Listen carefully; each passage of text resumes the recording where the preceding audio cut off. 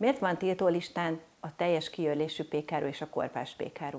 Elsősorban azért, mert 100 gyerekből egynél korai tehetségérzetet okoz, így ha ilyen termékeket esznek, akkor nem hajlandóak elfogyasztani a magas vitamintartalmú többi ételt.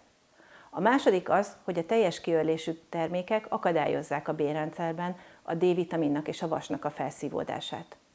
Miközben mindenkit azzal riogatnak, hogy azért kell a hozzátáplálás, hogy ne legyen vashiányos a gyerek, pont nem kéne akadályozni a vas felszívódását.